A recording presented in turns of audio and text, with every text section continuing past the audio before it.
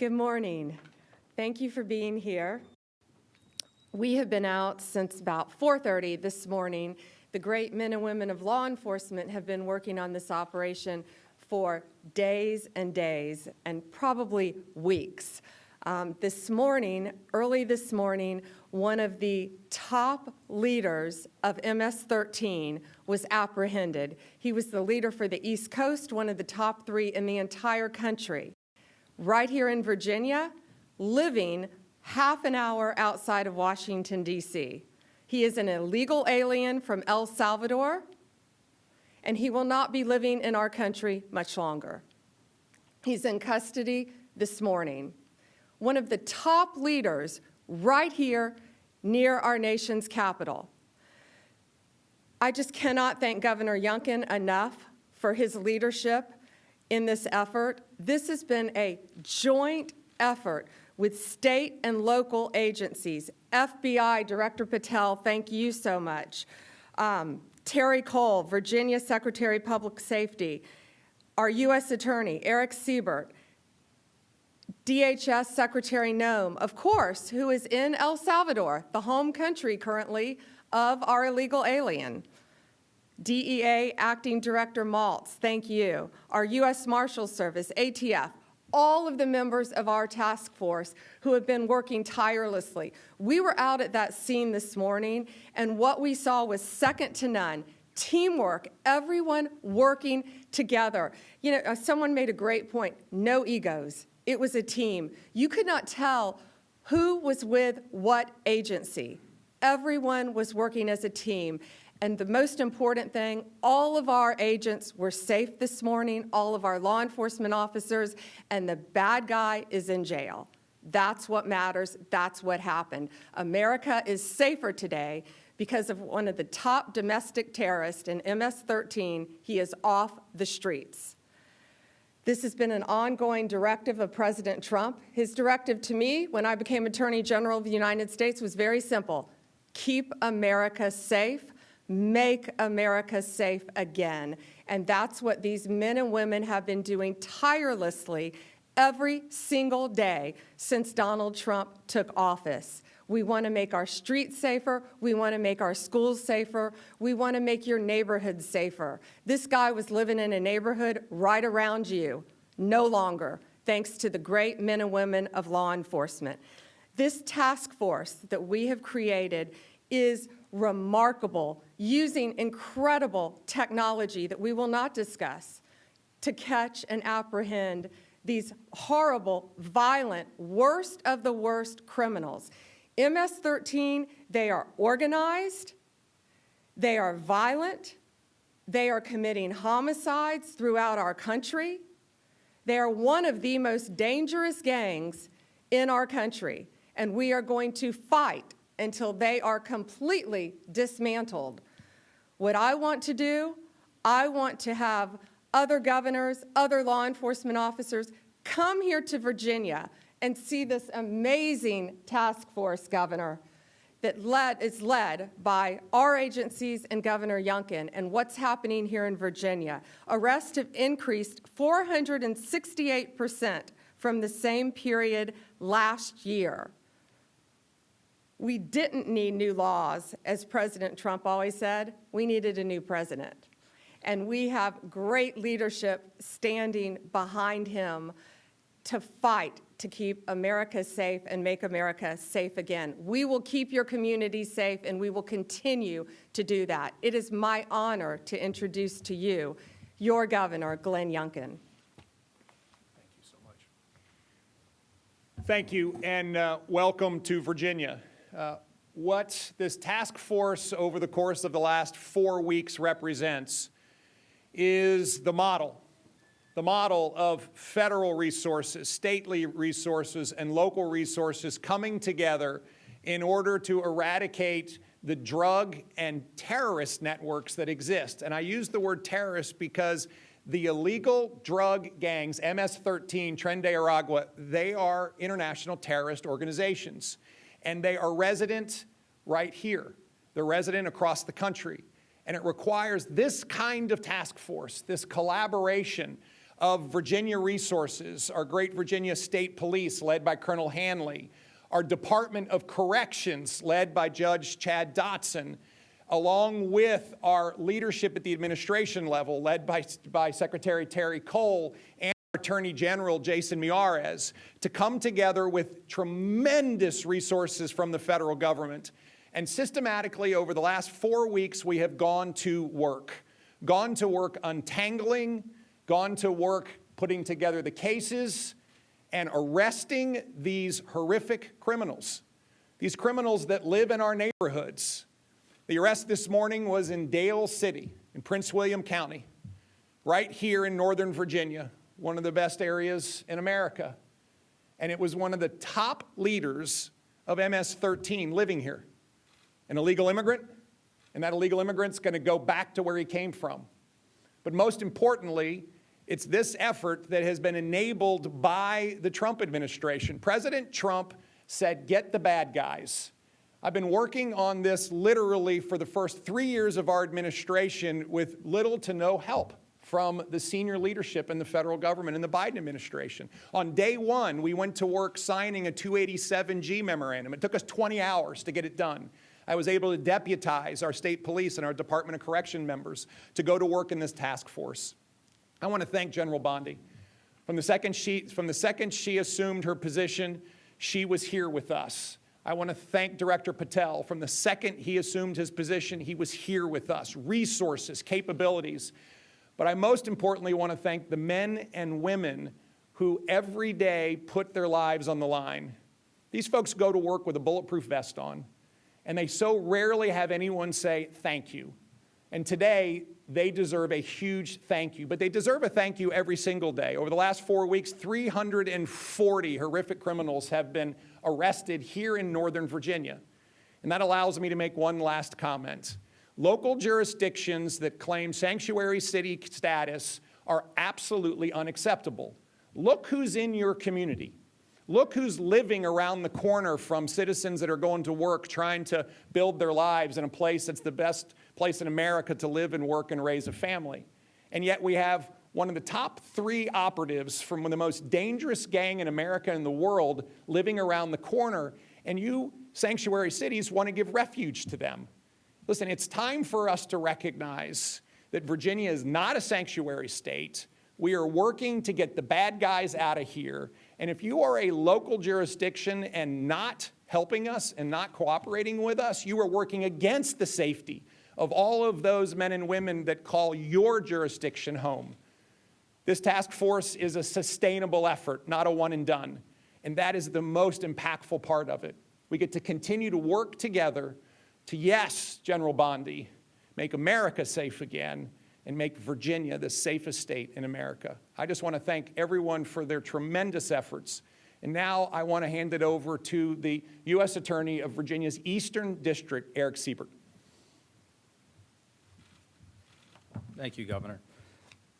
On March 3rd, we officially launched the operations as part of this Homeland Security Task Force. And this is first of its kind in the nation. It's interagency, which makes it unique. And it combines federal, state, and local resources to identify and arrest the most violent gang offenders in the Eastern District of Virginia. So working with our partners of all 4 divisions in the Eastern District of Virginia, we have created an intelligence-based model. And that's the focus, is intelligence-based that drives this moving forward. So we can focus our attention on the transnational organized groups, such as MS-13, that have long plagued our communities. So in less than a month, we have identified 575 targets. We've arrested 342 of those targets, many of them with illegal status. And of the 342 arrested, we've identified 81 individuals with gang or transnational crime affiliation. The Eastern District of Virginia U.S. Attorney's Office has already done 73 federal criminal complaints charging these individuals. And between federal and state partners, we've obtained and executed 39 search warrants. We're already hearing in the community that our efforts are having a deterrent effect on these gangs. And so moving forward with the information that we've obtained from our arrests and search warrants, we plan to use the task force model to continue to identify these bad actors and prioritize the rest of the most violent transnational criminals. I want to thank Attorney General Bondi, Governor Youngkin, FBI Director Patel, DA Administrator Waltz, and Secretary Cole for your trust on this and support of this Virginia task force. And I also want to thank the hard work of the agents and the special agents of Virginia State Police and the federal agents, and also the AUSAs. My prosecutors have been working around the clock to support this task force. And despite the tremendous success of this task force, I want the public to know this is just the beginning of our efforts. We have a sense of urgency on this, and we do not plan on stopping until every one of these violent gang members is off the streets. And to the criminals, I just have to say, we're coming. So at this time, I'd like to turn this over to FBI Director Patel.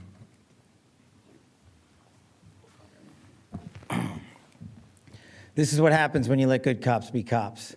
And we're going to continue to let good cops be cops across this country. President Trump gave us the executive decision to go after and safeguard our communities. General Bondi is our warrior of justice leading that charge.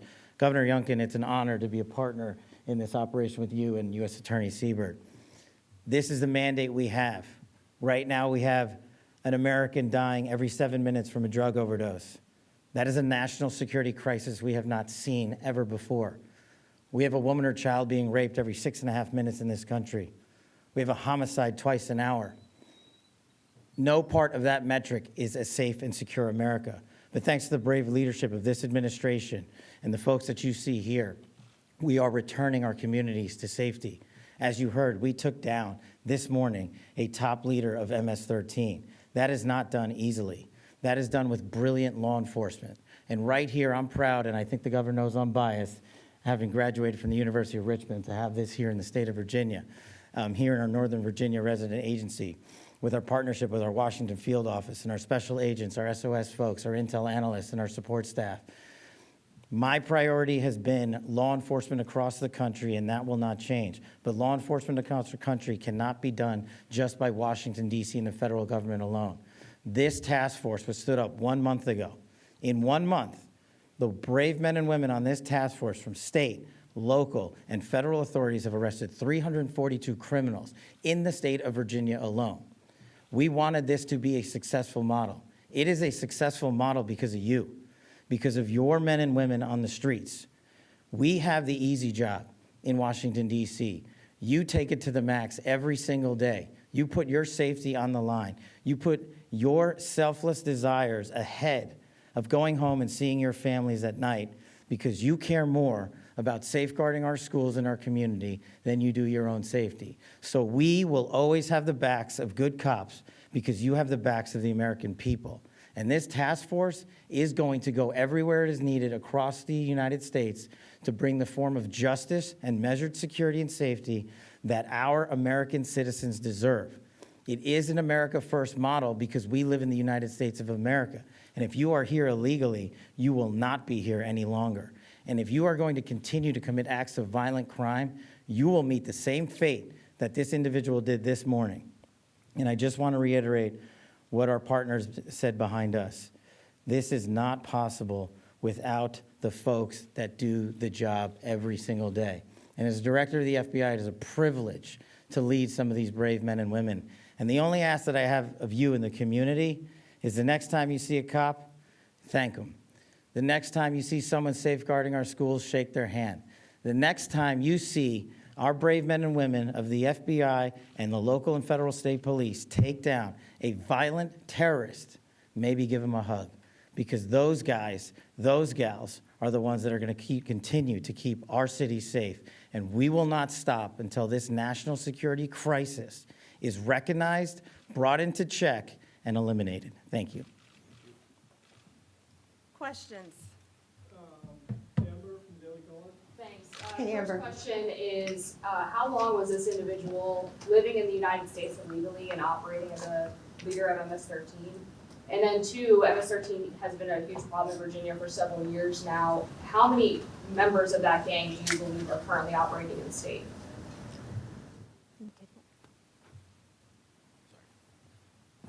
The bottom line is for far too long. And because of operational security, we won't get into too many of the details about this individual. But if you're here for a minute, a day, a month, or a year, you've been here far too long.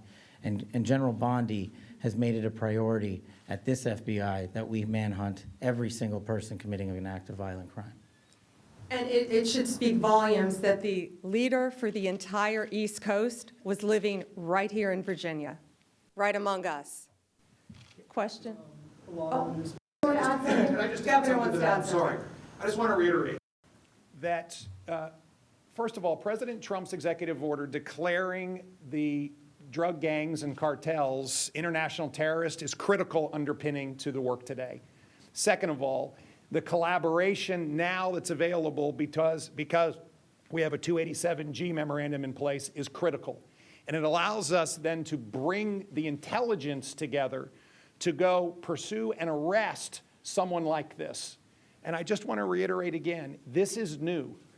And the capabilities that are being displayed right now are capabilities that are now available, not just to Virginia, but to the rest of the country because of the administration's forward-leaning vision on how to use state and federal resources in collaboration in a way that has not been done. I have to say, Terry Cole has been leading our efforts in the Commonwealth brilliantly, but until we were able to bring in the federal resources in this way, bringing down somebody like this would not really have been possible. And Governor Youngkin and I, once again, are going to offer this to every governor in our country. Let's see who takes us up on this to keep their states safe. Questions? Hi. I had been curious, I mean, there's hundreds of these arrests happening so quickly. Had these individuals been identified under the Biden administration? I mean, was there a paper trail of these people? Were they all identified and targeted with the Trump administration in place? And then I also wanted to hear from the governor too on Fairfax County. We had heard in recent years issues about the sanctuary policies there, people who are dangerous, illegal aliens, suspected, being set free into the communities and then committing other crimes. So I'm curious what we do from there. So first, many had been identified. They had been living here. Many had been identified. Living here, they were let freely into our country, all of these illegal aliens. I had gone to that border in September. Nothing humane was happening at that border. Passports stacked everywhere, from every country you can imagine. People freely walking across our borders, fighting age men coming into our country. And this is the result of Joe Biden's open border policy. What our country has been plagued with. But from the second Donald Trump took office, he said he is going to make America safe. He shut down our borders, and now it's our job to get these people out of our country as fast as we can. And this coordinated group effort, this task force that has been put together, is making a difference here, and it will make a difference around the country. That's why you're seeing so many arrests so fast, because we will not have another Lake and Riley. We are going to catch them, we are going to apprehend them, and they are not going to like where they are going. Governor Youngkin, did you want to answer the second part? Thank you very much. First and foremost, this task force was designed in the White House with this team around the table. What do we need to do in order to go after the gangs, the cartels, and of course the drugs in a community like Northern Virginia, like Fairfax County, that has seen county leadership not pursue the necessary steps in order to fight this crime? And this task force was architected in a very quick period of time and stood up immediately. And in fact, when Director Patel was confirmed, within a day, he authorized this facility and these capabilities. General Bondi immediately came to lead it, and we found ourselves with truly one-of-a-kind resources going to work. And I just want to emphasize the pace and the focus. And so, no, these were not lists that were available in the previous administration because they wouldn't do that. And the minute that we had partners that would do this with us, then lists of 500, 600, 700 targets could be put together in collaboration with state police and federal authorities and our Department of Corrections. Critically important, and I cannot emphasize enough the collaboration and support and leadership out of the new administration that is so different than what we saw in at least the previous 3 years of my administration. Finally, with regards to counties that are demonstrating resistance to cooperate with federal authorities and particularly with ICE. This is why I have put in a budget amendment in our budget that if they're not going to cooperate with ICE, then we will withhold funding. Now, I need a General Assembly to vote for this.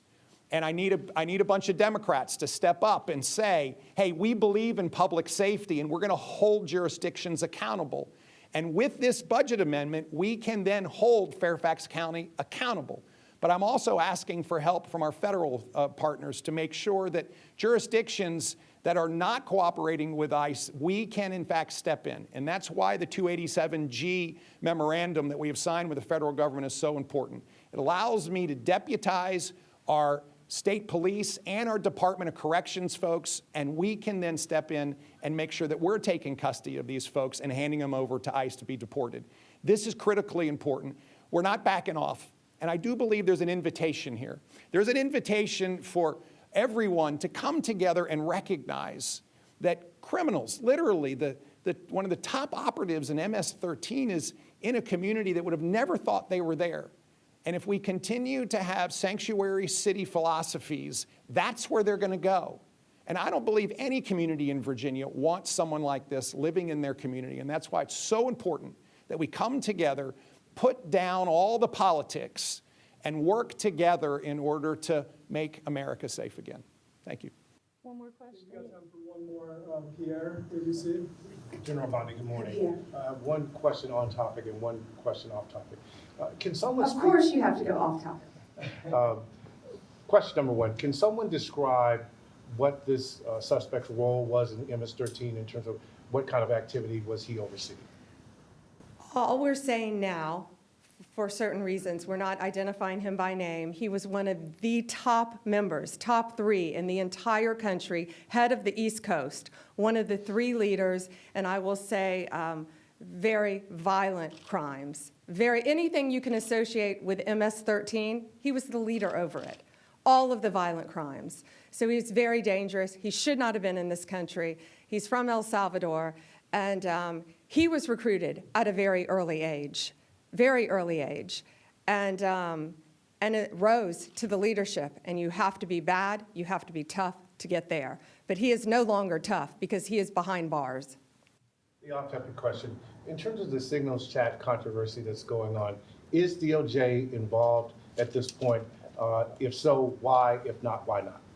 Well, first, it was sensitive information, not classified, and inadvertently released. And what we should be talking about is it was a very successful mission. Our world is now safer because of that mission. We're not going to comment any further on that. If you want to talk about classified information, talk about what was at Hillary Clinton's home that she was trying to bleach bit, talk about the classified documents in Joe Biden's garage that Hunter Biden had access to. This was not classified information. And we are very pleased with the results of that operation and that the entire world is safer because of it. Thank you all very much. Thank you for coming here and reporting.